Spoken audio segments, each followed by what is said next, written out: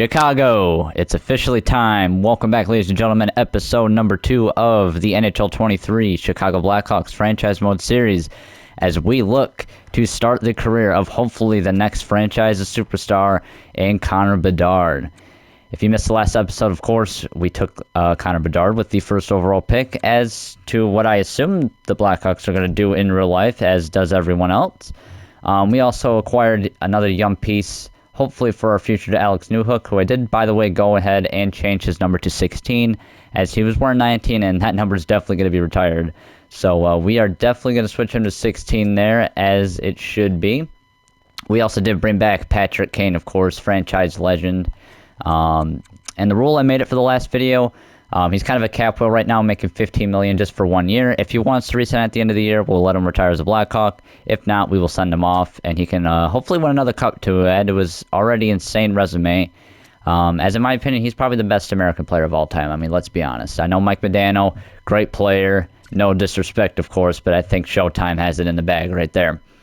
So, yeah, let's get started here. Off camera, I did some of the lines for us. As you'll see, the first line is still the same, second line is still the same. This is pretty much the same forward group. I just kind of tweaked the power play and any of the extra line stuff like that. And then in the AHL, same thing. Everything should be about the same here. You know, we got our young guys. Obviously, Andre Kasparaitis, big draft pick for us last year. I'm hoping you can have a great year down here in Rockford.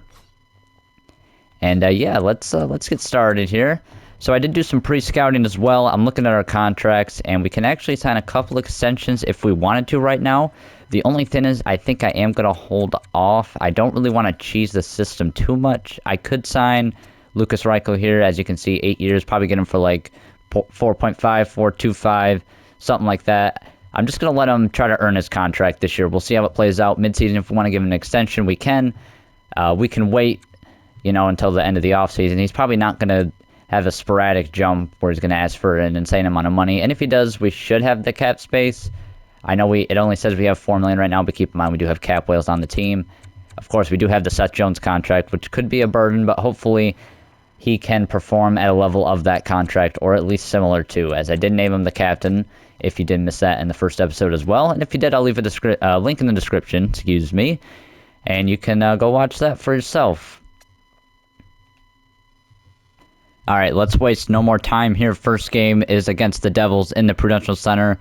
The Devils, of course, a great young team, but I think we might be able to beat them, so let's see what we can do here. First game of the season, first game ever for Connor Bedard, first period. And it is a 2-1 lead for us. Nikita Zaitsev and Dmitry Orlov for us, and Jonas Siegenthaler for them. 8 shots for us, 14 for them, so we're going to have to catch up in that department. We have been able to solve Vanacek a couple of times. Hopefully we can continue to do so. Second period, 3-2, Jesper Bratt and Philip Kurashev. So Bedard may have gotten an assist on that one. We will check after. Third period underway. Can we hang on to this lead? Shots 28-20. We're still lagging behind there. We're going to need insurance because you know New Jersey's coming.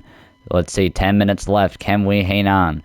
8 minutes. Come on, Shoulderblom. Is he starting? It is Shoulderblom. All right, hopefully we can hang on to the dub. 5 minutes left. 3, 2, 1 power play to end the game, and we will come away with the victory, 3-2 over New Jersey. Now, the big question, did Bedard get any points in his first game? And he did get 2 assists, him and Kane, both with 2 assists.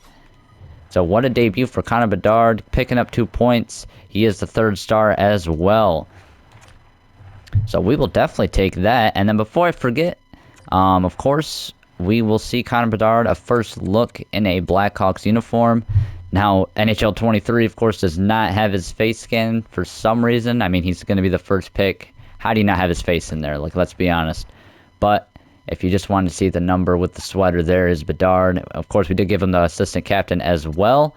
Rookie season, high expectations. I think he can be part of the leadership in this group, and he's going to need to be moving forward. So we're going to trust him with that assistant. Of course, Seth Jones is our captain. Making that kind of money, you better be the captain or some kind of leader on this team.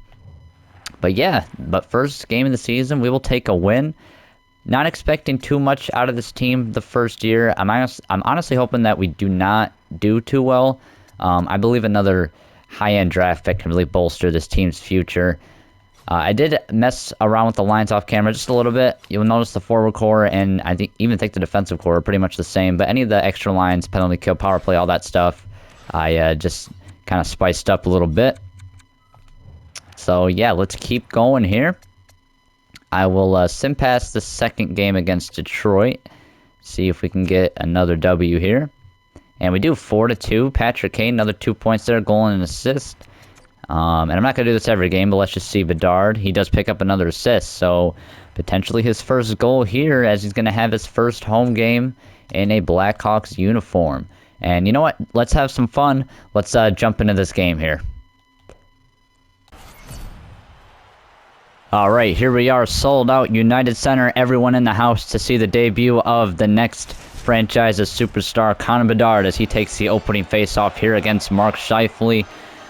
I did jump into this game just in the first period. I believe the time on the periods is just set to the default 3 minutes, so it won't be too long of a game. Might mess with the stats for a little bit, but it's one game, not to worry about it. He's already got 3 points, so he's already killing it already. We'll see if we can beat Winnipeg. Another good team for us. We're 2-0, though. Good start to the season. Of course, this first line has been great.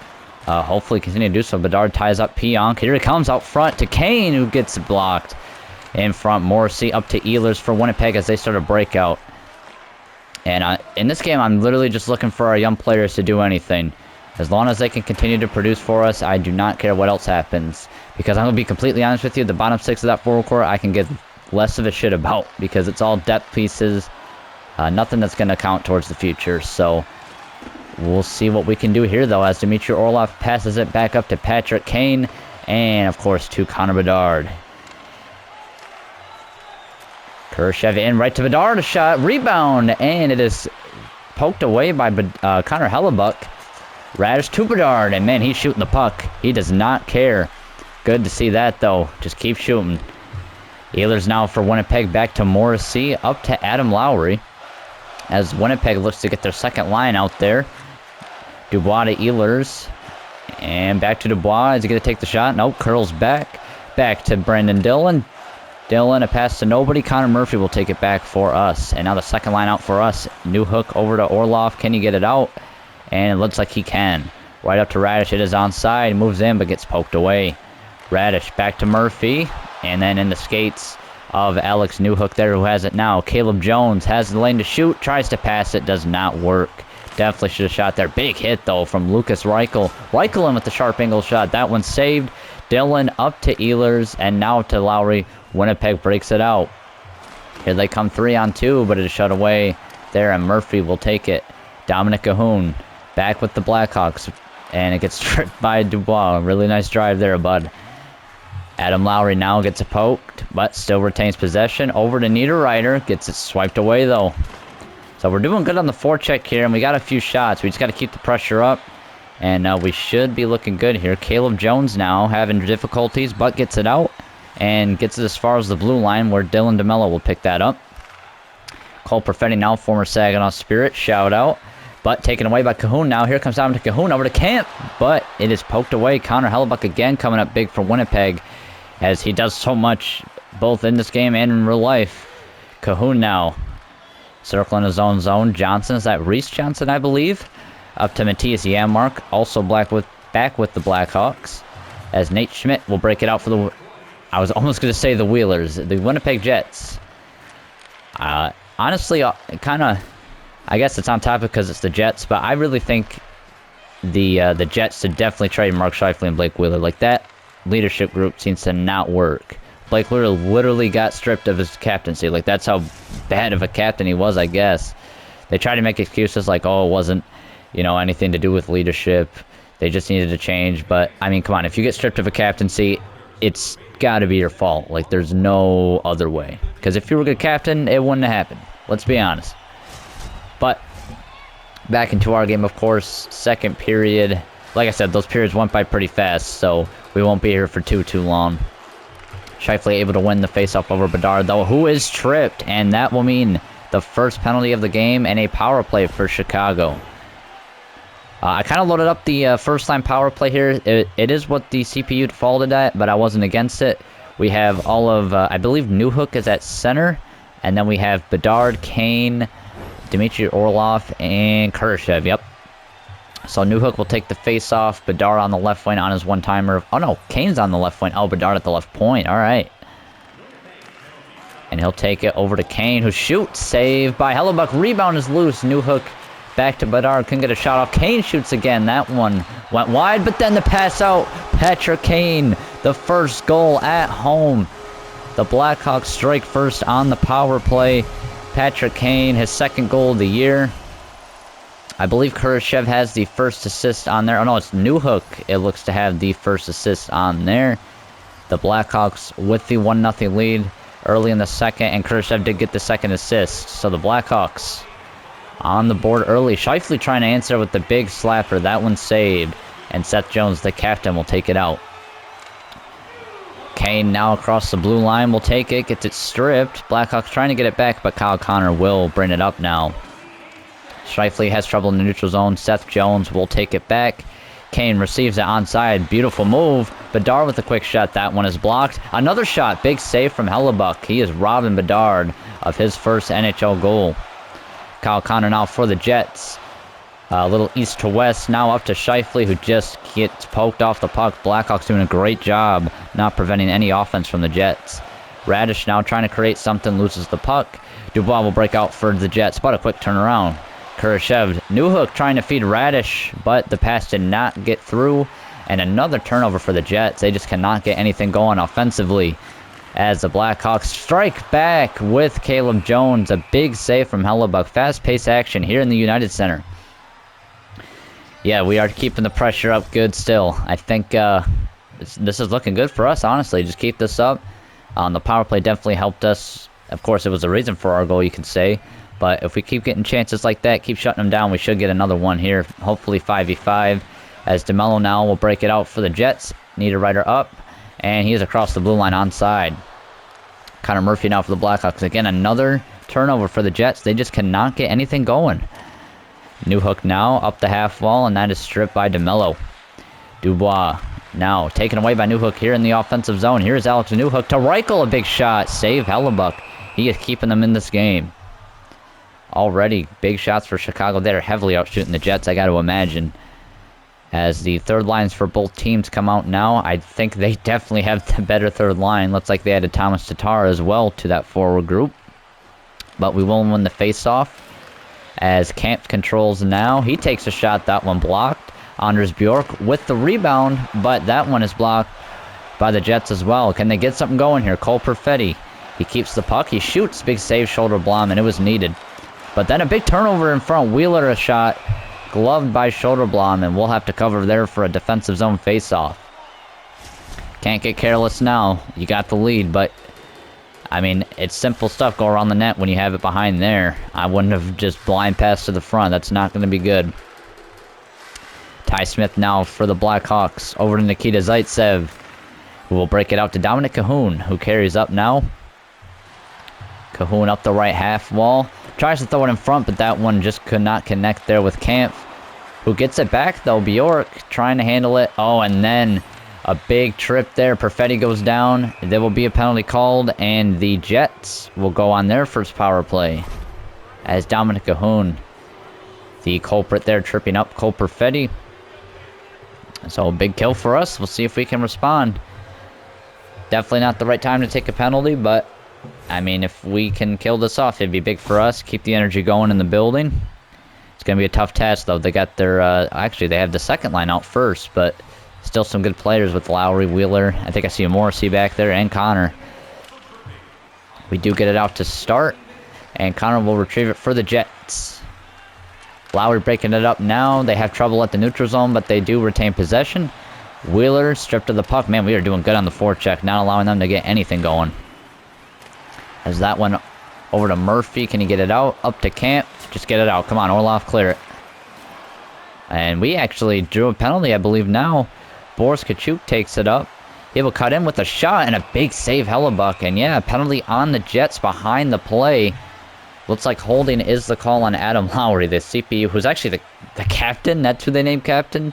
Jesus, Wheeler. So yeah, looks like holding behind the net, I believe it was.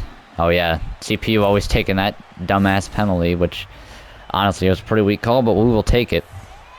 And we are not wasting no time. Big guns on the ice. Patrick Kane and Connor Bedard are only two players with X factors in the NHL. I don't believe Seth Jones has any, so I believe it's just those two. Yeah, Seth Jones doesn't have any. So Kane now with the puck for the Blackhawks as he breaks it up. He has Bedard as the trailer, but Kane with a big shot. Saved by Hellebuck, and he will trap it.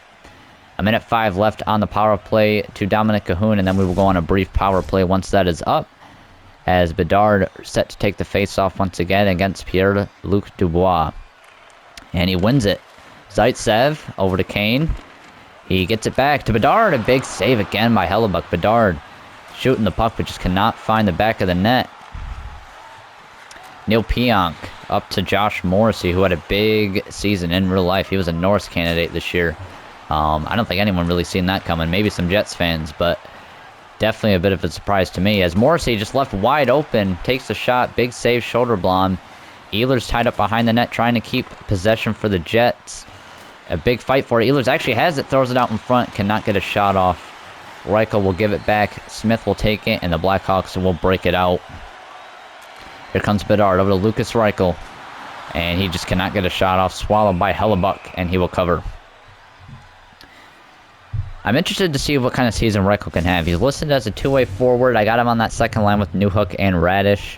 Hopefully he can have a good season, put up some points, and hopefully get some growth in there. I hope he can, crack the top 6 or middle 6 by the time this is a contending team.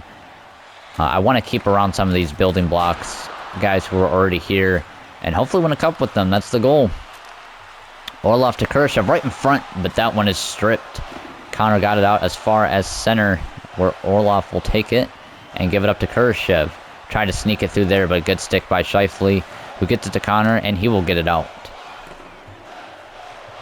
Nikita Zaitsev back to retrieve for Chicago. Big pass up to Patrick Kane ahead of the play, and he will dump it in on the power play. Can we get to it, though? Khrushchev ties up Kulikov. Newhook with the puck to Kane. Over to Khrushchev behind the net. The Blackhawks looking to cycle. As we can... Are we going to get that puck? Dylan is fighting for it with Khrushchev. They keep going back and forth. Finally, Dylan up to Lowry, but he is stripped by Newhook. Alex Newhook is checked off by Kulikov. Jets looking to break it out, and they do so. The penalty was over. That's why they probably didn't clear.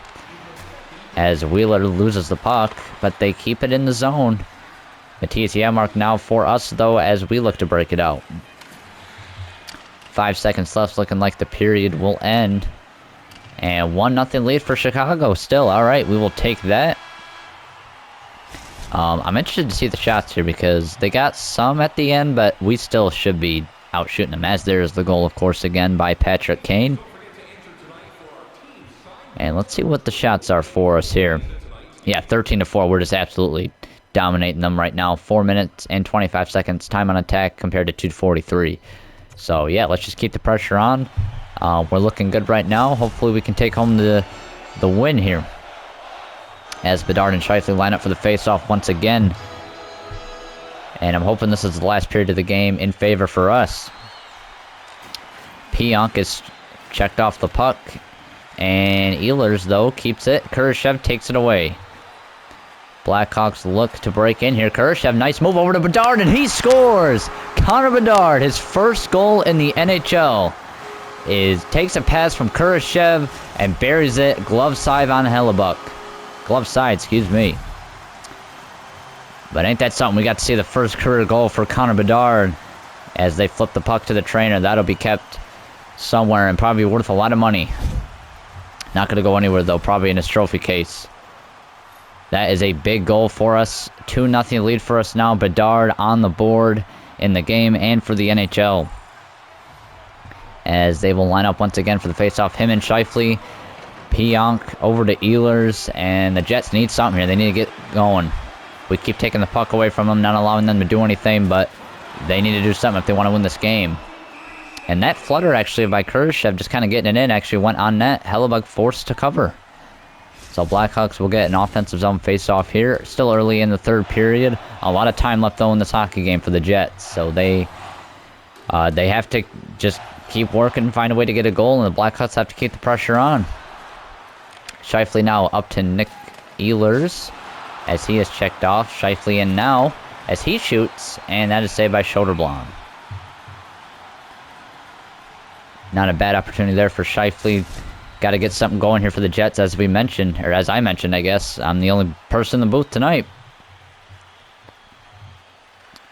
Dubois wins the faceoff for the Jets. Morrissey, Lowry back to Morrissey. It was deflected, and it went wide.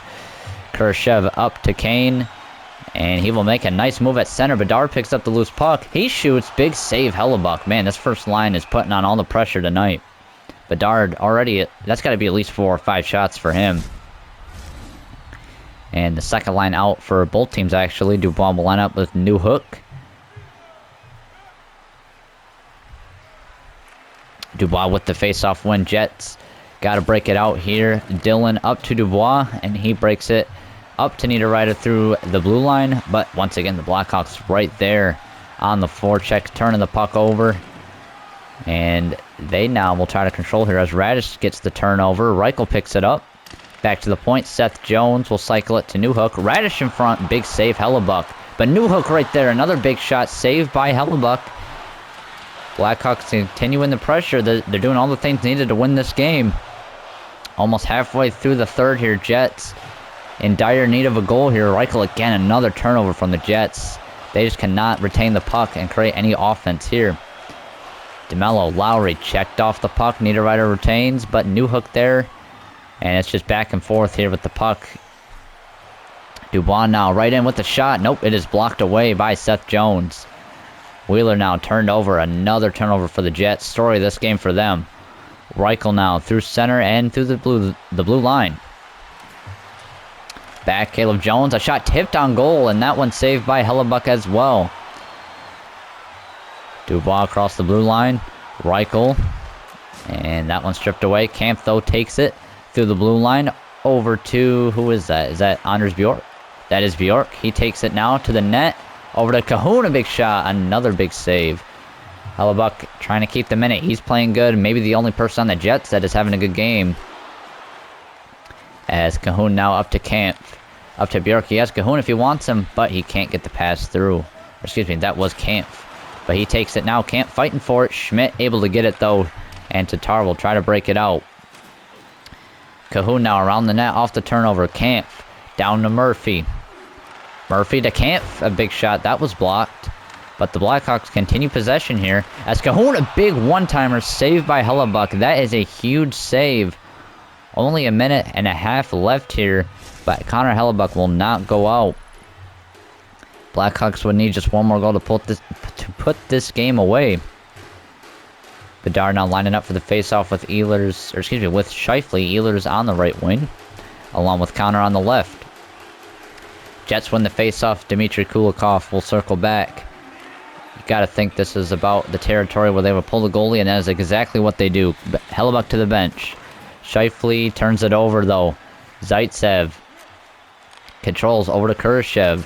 But the pressure now, the Jets forcing the issue here. Ty Smith behind the net. He almost turns that one over. Over to Kurashev. He tried to get up to Bedard, who gets the turnover. Can he circle it to the empty net? But the Jets first on the puck. Dubois over to Connor. Back. And a couple of shots there saved by Soderblom, and he will cover.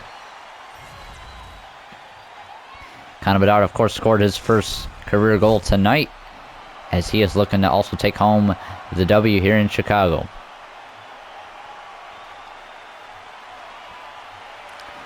Offensive zone face-off, but controlled by the Blackhawks. Kachuk, they're just letting him walk in, and he will fire it in. And that should do it for tonight. The Blackhawks will take home the W at home to start off 3-0. Alright, back to the main menu here. Hopefully you guys enjoy my, of course, incredible play-by-play commentary. But we will take the win there, 3-0. But the bigger news, Connor Bedard picking up his first goal in the NHL, as he moves up to a goal and 3 assists in 3 games. So already starting off the year great. And yeah, let's get some simulation done here now. I'd say we go about a month or two, see where the team's at, and then we go from there. Not too sure where I want to take this video. I think I'm going to make a little bit of a shorter one, though, today. The last one was about an hour long, so Let's go just up to, where are we at here? This is where we're at. So let's go the end of this month right here, up to this game against LA. And yeah, we'll see what the team can do here. Like I said, I'm not hoping for a big year from us, but and then there you go, right there, three losses in a row, make that 4. And we do also have that Tampa Bay pick, as I mentioned in the last video. Of course, Tampa Bay probably going to be great though, so not expecting too much out of that pick, as we are definitely starting the tank now. 5-14, hell yeah, man. I know I'm supposed to be cheering for wins as the GM, but honestly, like, I'd just rather have a high draft pick. So 6-17 to start the year, of course. And wow, 14 points in 23 games. The scoring completely dropped off. Let's take a look at this, because that's a point in every other game almost. So for the forwards, Patrick Kane, 14 points in 23 games, a -7. Connor Bedard, 12 points in 23 games, a -8. And then, yeah, look at that second line, -15, -14. And then, where is Newhook? -16, only 6 points.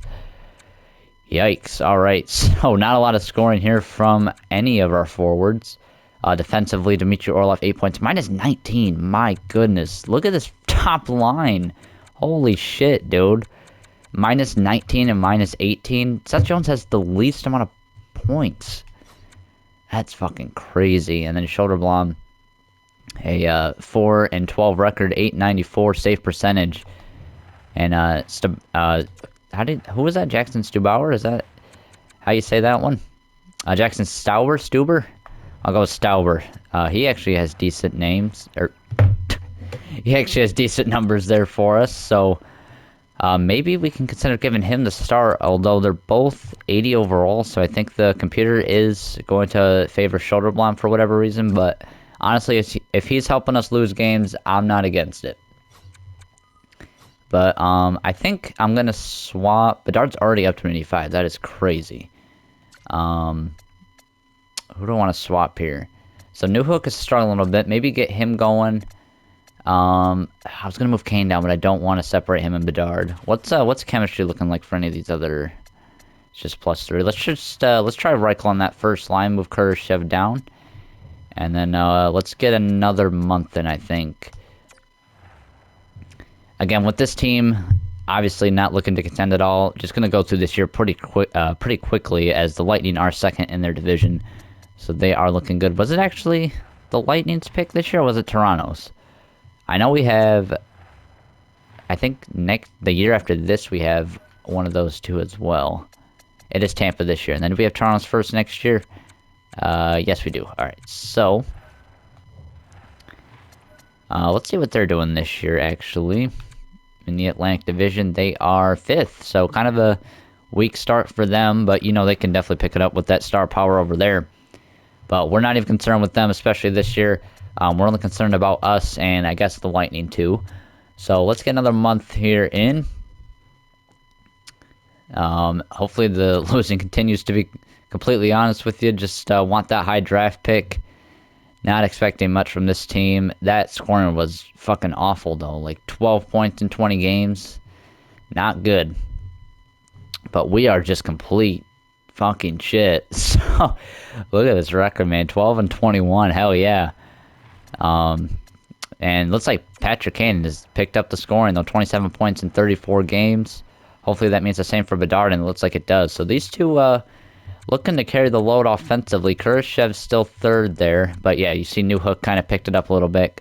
Helped spread the scoring there. Reichel catching up. So I think I'll leave those as the lines for probably the whole year.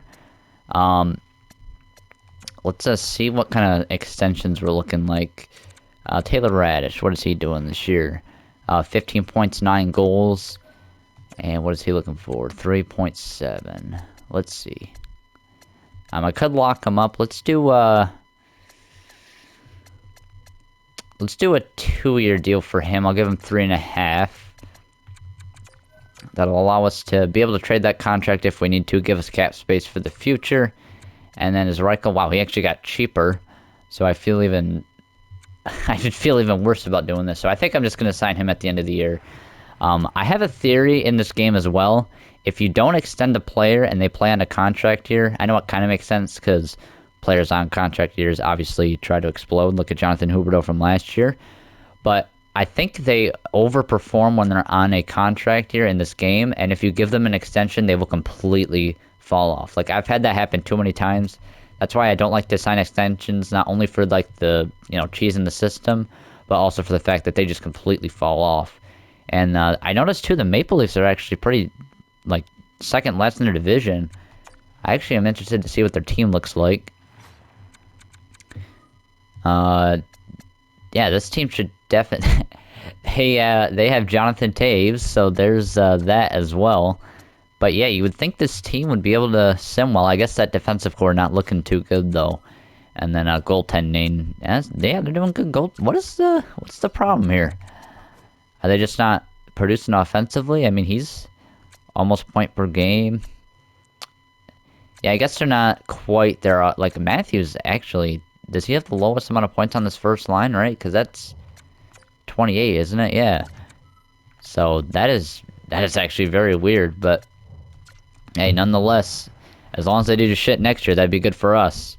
And then speaking of the draft, we're actually last in the NHL, which I will definitely take. Let's take a look at this year's draft class. This should actually be our main focus for this year. So obviously the number one prospect, Aaron Kiviharu, defenseman. Obviously, I would not mind taking another defenseman, but Macklin Celebrini, a right-wing sniper, I think that would be a great addition to this team. Him and Bedard on that same line would be, like, lethal, pretty much. Bedard with that tape-to-tape just feeding Celebrini, I could see that working out well for us. Berkeley Catan, also there, Cole Eiserman, Nathan Villanueva, one of them, Andrei Smirnov, and Alexander Zetterberg round out the top 7, but we should at least have, like, I would hope a top 5 pick.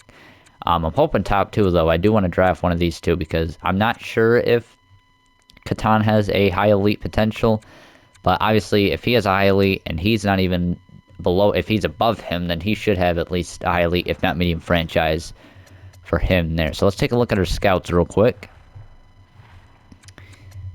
Let's see here. Because I believe in the offseason there wasn't that many. It was just the C's, right? Yeah. So we'll kind of just have to live with what we got for now. And then let's also take a look at our AHL team real quick while we have a moment. Kasparaitis, 25 points in 30 games. That is exactly what I wanted to see. Let's take a look at the more advanced stats here. See what Frank Nazar and company are doing. Nazar is not even up here. Wow. Alright, only 13 points in 30 games. That is not good. Because he is on that top line. So I'm going to spice this up a little bit. Let's see. 21 points and 20. Yeah, is there a power forward? Yeah, Mackenzie Entwistle. Let's put him up there just to change it up a little bit. Hopefully get him going. And then, is he on, like, the power plays? Okay, this actually might be why he's not putting up points. Is he on the second? Yeah, he's on the second line. So let's put him up there. 4-man power play. Let's put him up there. So that is my fault for not checking that. 4-on-4, he's there. 3-on-3, he is there. Okay, and then I'm actually gonna change this stuff up. So I want to go back to 3-on-3. Let's get oh wow, he's not even selected. Let's put Kasparaitis on there. Just giving him as much ice time as possible. I usually put, like, the star player second because I hope they're already on the ice for the extra attacker. And then I usually put, like, a second liner. Like, I know Colton Dock is on the second line for us, so I'll put him there. And then, yeah, let's do some scouting around the league as well. I do want to take a look at progress reports for us really quickly, though. Bedard already, jeez, he was an 84 like fucking 2 months ago, and he's already an 87. As you can see, 20 points modified. Offensive awareness going up. His wrist shot accuracy went up by 5 in 1 year. That is insane. So yeah, he might be a 90 by the time the year is done. That is pretty insane. Newhook actually up to an 85. I like to see that. If not already, a solidified second line center. And then Reichel, is that just statistical growth, I believe? Yeah.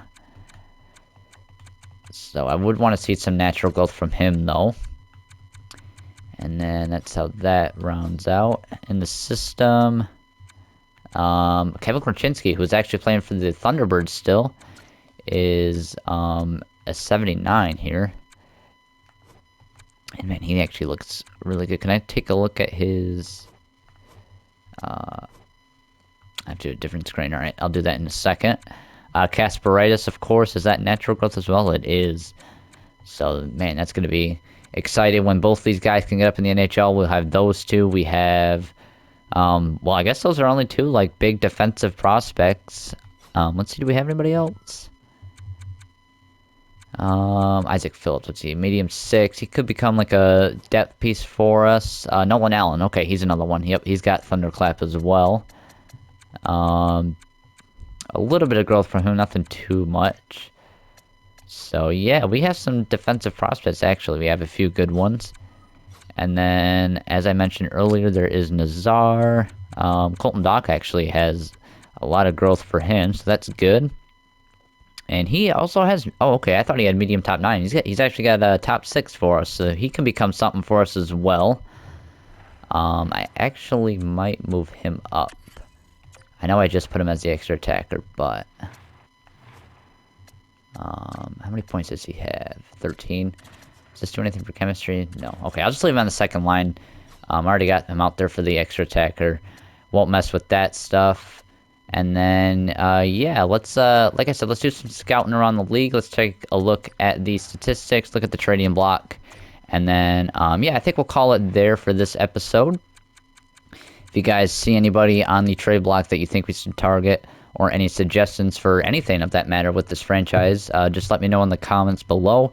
And wow, the leading scorer in the NHL is Adam Fox, a defenseman. So that is pretty impressive. The Rangers look absolutely dominant. Panarin's up here. Zibanejad's up here. Brendan Hagel's got 38 points in 37 games. Not a name I thought I'd see. But yeah, Lightning got a big 3 up here. As we take a look down, Brock Nelson up here. Jason Wright, wow, 24 goals. Does that lead the league? It does. 24 for Robertson. Bergeron shooting the puck this year. 23 goals. He's actually in Carolina, so he decided not to retire, but is in a Hurricanes jersey. As Ovi, of course, up there. Nelson up there. So that is for those. Let's take a look at the defensemen as well. Obviously, Adam Fox first in the league in scoring, so he'll be first in defensemen. Rasmus Dahlin up there. Erik Karlsson. Charlie McAvoy. Quinn Hughes. Now, pertaining to Erik Karlsson, I wanted to ask you guys, do you think he is going to win the North solely based on his point production? Which, by the way, is, like, insanely impressive. 100 points by a defenseman. Hasn't been seen since Brian Leetch. He's had a great season for the Sharks, so I wouldn't be surprised either way. But I think if there was somebody else who was going to win it, it would be Adam Fox, just because of the two-way factor. Me being a Rangers fan, I have bias, but I honestly wouldn't even be upset if Karlsson won. He had that good of a season. I know the Sharks are shit, but 100-point season by a defenseman is incredible. Like, you got to honor that somehow. But if Fox wins, I won't be too surprised, and I will be happy with it. So, I do hope that happens for us, but I'm thinking Erik Karlsson takes it home. And then, I believe McAvoy, 10 goals, should lead defenseman. It does. And for goaltenders, Vazzy, the most winningest goalie. Sorokin and Swayman up there. As far as save percentage, for starters, looks like Demko is up there, Vanacek, and Stuart Skinner. So yeah, that's the lead. Oh, and one more thing, the rookie skaters and goalies, of course. Shane Wright, 29 points. So he is beating out Bedard by 4 points right now. So that'll be interesting to see that race there. Obviously, the last two, what is that called? Exceptional status in the NHL, at least. I know Misa, of course, on the Spirit was the last one to honor that. But these two in the NHL now, both exceptional status players, and they were having exceptional rookie seasons so far. And then Dylan Guenther actually right there. Leo Carlson. Wow, this is actually a very tight rookie race. Any of these guys right here could all catch the top. And then as far as goaltenders go, oh, actually, Soderblom is a rookie. Okay. So I don't think he will get any recognition just because his record's going to be shit. Kochetkov, though, for Carolina, I think yeah, it looks like he's starting 27 games. He could also be a candidate there. So it's going to be a very interesting rookie race for this year. And then, as I mentioned, of course, last thing I wanted to look at is the trading block around the league, of course. Let's see if there's anybody that we could target. Oh yeah, it's not like the old NHL games. You got to go into this screen right here. So let's just kind of simmer through here. Is Michkov? Oh, he's in the AHL. Damn, they just threw him down there. He is a point per game player down there though. So yeah, maybe a year down there might not hurt him. Let's see here. Sort through these teams. Arizona, just giving up some veterans. Not really interested in that. Boston, a couple of prospects here. Fabian Lysell and Brett Harrison. Could be a couple of players we could target. And actually, I mean, an elite here from the Sabres, who they drafted last year. I'm not too familiar with this guy. I don't know if he's even real, but he's got 6 X factors. He's a 72 at 18. This is actually a great defenseman, offensive defenseman. This could be a great target for us. Imagine the top 4 of Korchinski, this guy, Kasparaitis, and then, oh man, who was the other one? Nolan Allen, that's right. That would be a great top 4. So, yeah, he could be a target there. Did they have anybody else of note? Kulich, is that Yuri Kulich? Yep, Yuri Kulich is there. High top 6. We do need, I think, a bit more forward prospect depth. And we do need a goalie of the future, although, like I said in the last video, it might just be like an 82 overall goalie that I signed that carries us to a Stanley Cup. Calgary with nothing. Carolina, they have a lot of prospects that they're giving up. Nobody that stands out too much, although is that Chaz Lucius? No, it's Cruz Lucius. There has to be some kind of relation there, I would assume, because they're both American. Chaz, I believe, a Winnipeg prospect. I watched him play in the World Juniors. He looked pretty good, so best of luck to him in Winnipeg. Dallas, really nobody. Just seeing if there's anybody that stands out, because there's going to be a lot of guys like with medium top 6, medium top 4 defensemen. And, you know, they can become like middle 6 pieces, you know, bottom pair defensemen. Braden Yeager, actually, from, what team is this? Nashville. He was 15th overall. Only a high top 6, though. Usually in these custom rosters, they make him a medium elite with X factors, but just the high top 6, but still 73 at 18 is good. Luke Prokop, Kiskinen, so there's some guys here. Oh wow, I didn't even see this before. Sharangovich, actually, an RFA who never got a contract. 86 overall, only 25 years old. He could be someone we can target as well, give him a chance. I don't think we can sign him. Yeah, we're at January 1st. This is right at the deadline. So we would have to wait till next year to utilize him, but maybe at the draft we can trade for him as well. Brendan Hoffman. I watched him play a lot of games in Flint. That kid he looks good. He's a big boy, though, compared to them other guys in the OHL. But he's only 6 foot, which I guess isn't too small for the NHL. But yeah, he's got a really good shot. I'm hoping good things from him for the Rangers. Nobody in Ottawa. Pittsburgh, nobody. Yeah, we might have gone... Oh, high top 4 right here. Jack Thompson from the Lightning. But he is already 21. Not sure if that would be a good pickup there. And then Vegas, high top 4, Oliver Moore. Selected 16th overall. Oh, I thought it was somebody else. And Winnipeg has nobody. Washington still selling the farm. And nobody that we would be interested in, though. So, alright. So, that is around the league for us. We do have $4 million in cap space to work with on a trade. And yeah, so that is going to do it for this episode. Thank you guys again for watching. Bedard, of course, starting his rookie year. We will continue this series and this year in the next episode. And you guys take care.